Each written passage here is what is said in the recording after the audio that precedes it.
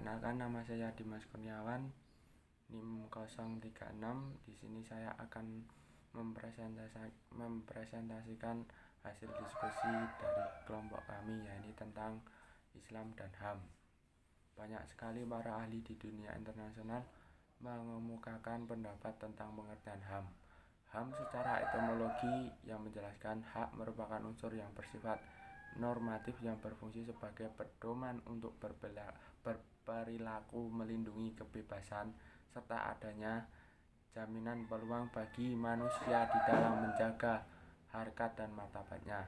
Asasi merupakan hak yang paling mendasar yang dimiliki oleh manusia sebagai fitrah, sehingga orang lain tidak dapat mengintervensi maupun mencabut. Gagasan mengenai HAM sudah ada sejak dulu, namun kemunculan HAM di dalam hukum internasional masih tergolong baru. HAM merupakan moralitas mendasar yang mengakui bahwa seorang manusia harus menjalani hidup sesuai dengan yang seharusnya, yang di dalamnya tidak melakukan pelanggaran ketentuan terhadap HAM. Tujuan adanya HAM adalah agar manusia di dalam kedudukannya di dalam hukum itu sama dan tidak ada diskriminasi dalam hal apapun. Oleh karena itu, isu HAM menjadi suatu gerakan global untuk menciptakan tatanan dunia yang lebih beradab. Konsep dasar HAM adalah hak-hak yang secara inheren melekat dalam diri manusia. Pertama, HAM adalah pemberian Tuhan dan tidak seorang pun yang dapat mencabutnya. Kedua, HAM wajib dimiliki oleh semua manusia karena ia adalah manusia. Ketiga, HAM merupakan bentuk penyadaran manusia akan entitas diri dari Tuhannya. Menurut PBB, HAM adalah universal, indivisible, interdependent, dan interrelated. Posisi kajian HAM dalam bingkai keindonesiaan. HAM mempunyai signifikansi terhadap keberlangsungan hidup manusia dalam sebuah tatanan masyarakat negara. HAM juga merupakan modal dasar bagi perwujudan keadilan di tengah masyarakat, karena HAM menjamin setiap anggota masyarakat untuk dapat hidup merdeka dan bebas bertanggung jawab. Hadiah dari Tuhan Yang Maha Esa untuk manusia agar ia benar-benar disebut manusia. Sekian, terima kasih. Perkenalkan, nama saya Fahmi Rianditya dengan NIM 040. Perkembangan HAM di Eropa Barat dimulai sejak abad ke-17 yang secara tertulis dimulai dengan ditandatangani perjanjian Magna Carta di Inggris pada tahun 1215. Magna Carta muncul karena adanya kesewenang-wenangan Raja Inggris mendorong para bangsawan agar mengadakan perlawanan di mana raja dipaksa untuk menandatangani piagam besar yang dikenal dengan Magna Carta yang berisi 63 pasal. Tujuan dari hal tersebut adalah untuk membela keadilan dan melindungi hak-hak para bangsawan yang di dalam perkembangannya piagam ini berlaku bagi seluruh warga masyarakat. Selanjutnya, Declaration des Droits de l'Homme du Citoyen di Prancis tahun 1789.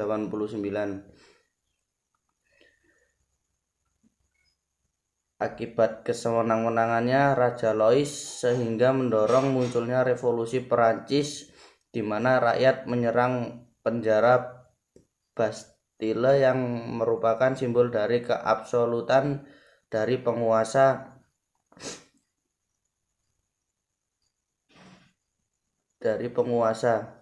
Semboyan dari revolusi Perancis adalah perasaan saudara dan kebebasan. Dalam perkembangannya ini menjadi landasan perjuangan HAM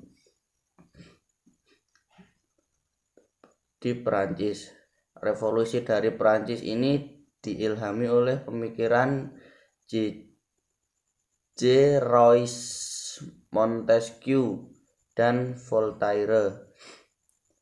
Lalu Bill of Rights di Inggris 1889. Dengan adanya Bill of Rights telah membuat ruang partisipasi warga Inggris untuk ikut dalam berpolitik di parlemen.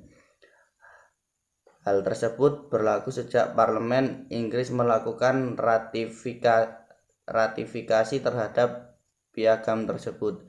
Dengan adanya ratifikasi tersebut, maka hak warga masyarakat Inggris untuk berkecimpung dalam parlemen semakin terbuka lebar.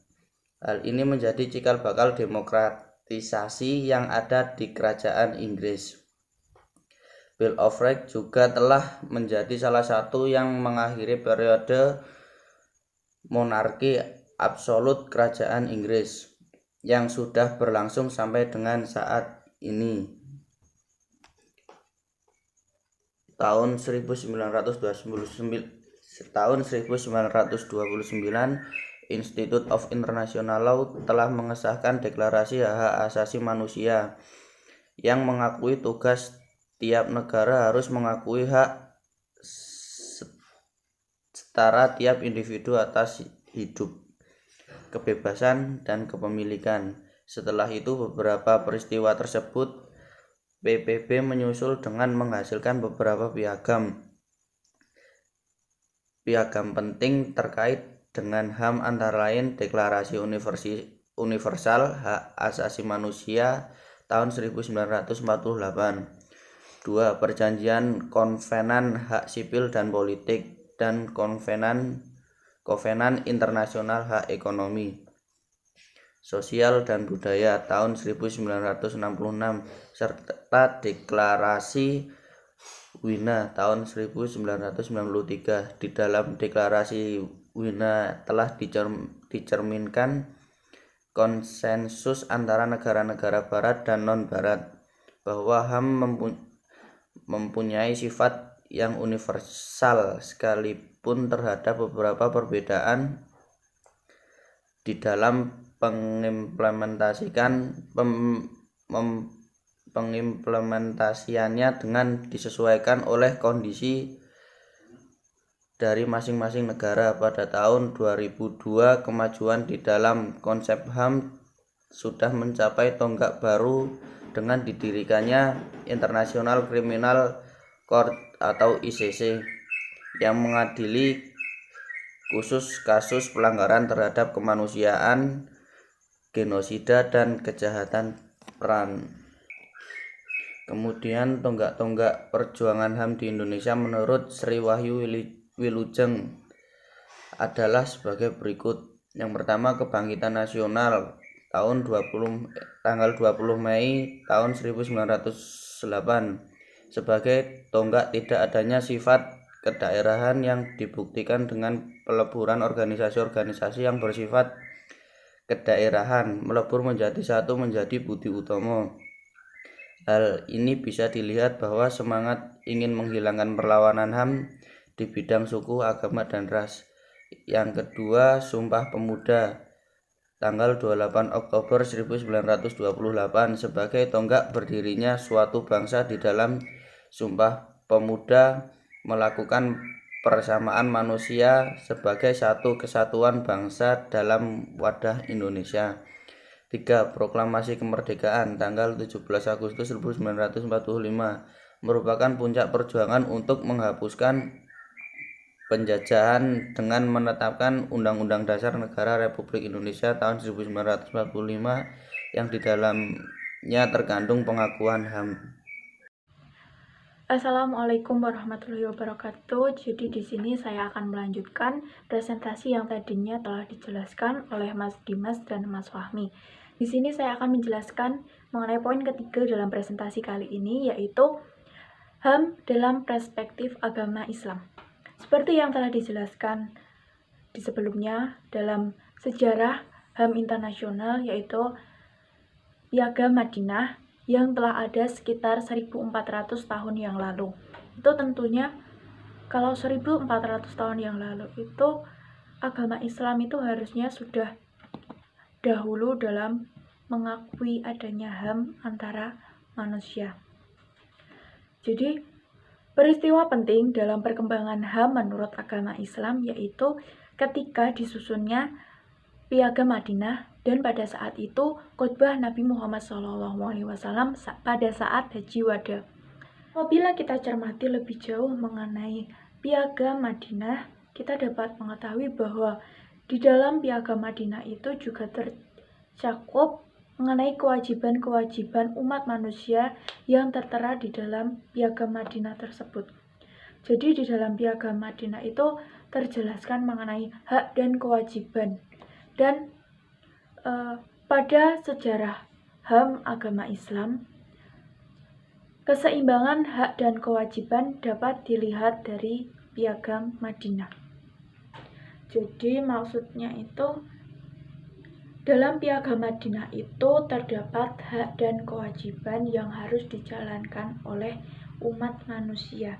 Jadi dengan demikian itu terdapat keadilan di dalam kehidupan bermasyarakat dan terdapat saling menghargai satu sama lain di dalam kehidupan bermasyarakat. Jadi ini tuh berbeda dengan konsep HAM Barat, yang konsep HAM Barat itu lebih mementingkan kepentingan individunya saja. HAM-nya itu lebih mementingkan kepentingan individunya saja. Seperti itu. Selanjutnya kita akan membahas mengenai karakteristik HAM dalam Islam maupun HAM internasional maupun nasional. Jadi kita seperti yang di Bagan itu kita bagi menjadi dua. Karakteristik yang pertama itu sama-sama.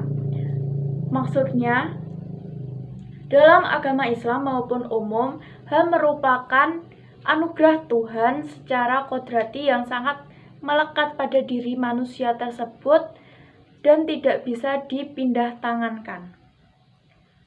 Yang kedua, sumber atau landasan.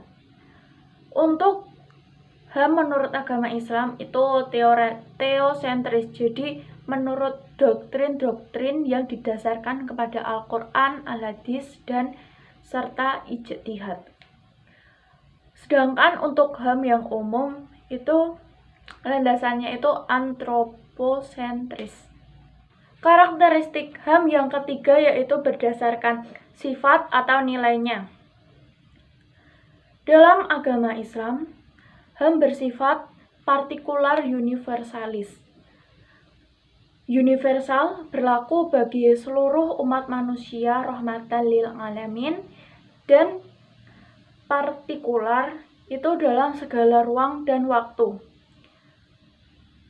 Namun untuk HAM yang bersifat umum itu sifatnya universal kontekstual, strong kultural relatif. Jadi maksudnya itu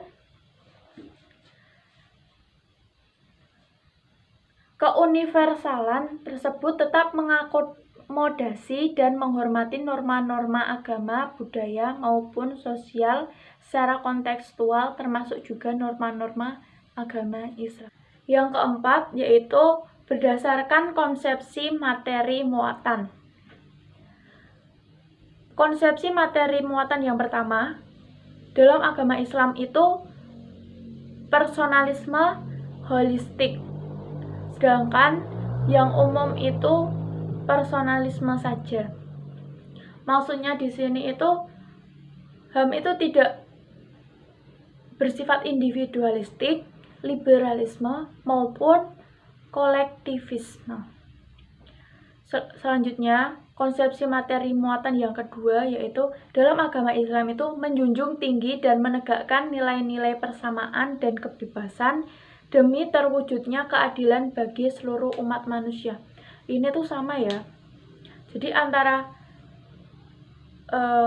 agama Islam dan HAM umum itu sama-sama menjunjung nilai-nilai kebebasan dan nilai-nilai persamaan antar umat.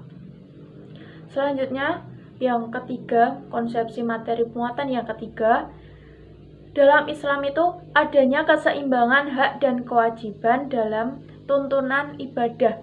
Sedangkan dalam HAM secara umum itu adanya keseimbangan hak dan kewajiban sebagai tuntunan moral. Selanjutnya yaitu contoh permasalahan HAM dalam kontekstual agama Islam. Contoh-contoh yang kita ambil ada 4 dan itu sangat erat dengan kita dan di era sekarang juga. Yang pertama ada larangan tarawih di masjid. Ya, untuk memutuskan penyebaran COVID-19 itu di sebagian wilayah itu sholat tarawih di masjid itu dilarang. Jadi lebih baik sholat tarawih berjamaah di rumah. Selanjutnya, larangan bersilaturahmi. Sebenarnya bukan larangan untuk bersilaturahmi, hanya saja caranya itu yang diubah. Yang biasanya kita berkunjung ke rumah sanak saudara, yang kita biasanya mudik ke kampung halaman, tapi kali ini silaturahmi itu kita hanya menggunakan media gadget. Jadi kita bisa menggunakan fitur video call dan lain sebagainya. Selanjutnya yaitu larangan berkumpul, misal mengaji, buka bersama, sahur on the road. Jadi larangan ini tuh juga untuk mencegah penyebaran COVID-19.